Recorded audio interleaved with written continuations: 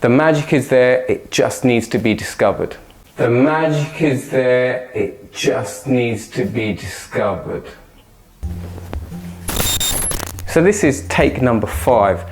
I know what I'm trying to say, I don't know how it's coming across. So, no, this is take number 6. So have you ever walked into a yoga class, looked around and just thought, what on earth am I doing here?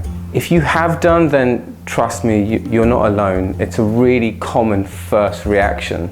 But how we can make yoga more yoga rather than glorified stretching is to try, as hard as it is, to focus on ourselves when we're in that class.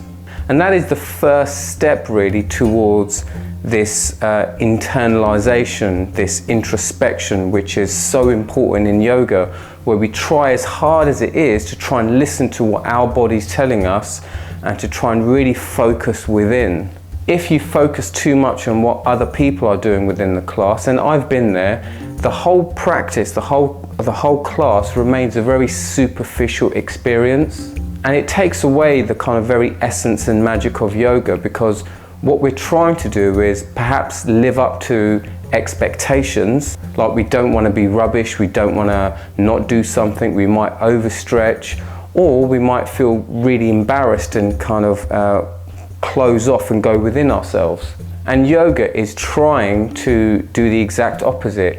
It's trying to do something for us internally. So as hard as it is, closing your eyes in yoga and focusing on what your body is telling you is the first step towards really embracing the magic and really embracing what yoga can offer. When we don't close our eyes and internalize, when we don't try and listen to our breathing, the whole class just remains a kind of postural performance. You know, who can posture the best, who can stretch the deepest, who can look the most yogic. And there's nothing wrong with any of that. It happens all the time. And perhaps we need to get through that in order to come out on the other side. But once you are on the other side, it's so important that you try as hard as you can to ignore everyone else in the room, with the exception of the yoga teacher, and try and listen to what your body is telling you. To help you understand what I mean is, I've been doing yoga for quite a while. I'm the owner of the studio, and I used to feel like there was an expectation on me when I did a class. So if I did my wife's class tonight, for example, if I position myself somewhere where people can see me, I was thinking that everyone expected me to do the poses so perfectly.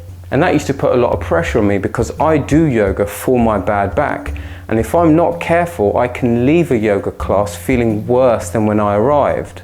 But if I go into class and ignore everyone around me and try and listen to what my body's telling me, you know, is this pose going to work for me today for how my back is feeling? And if my body says yes, I follow. If it says no, I don't. But when my ego takes over and when I start to feel like people are watching me, I can do poses for the sake of the glory and end up weeks and weeks bedridden. And in some cases I've been to hospital because of the spasms in my back.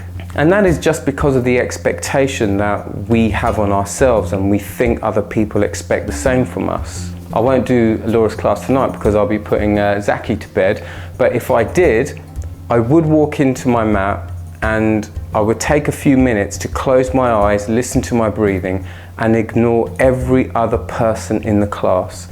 And it's taken a while to do that, but since I've been doing that, I now kind of understand the magic. I'm now really feeling that yoga is so much more than this superficial kind of practice which is designed to increase mobility and make me more stretchy.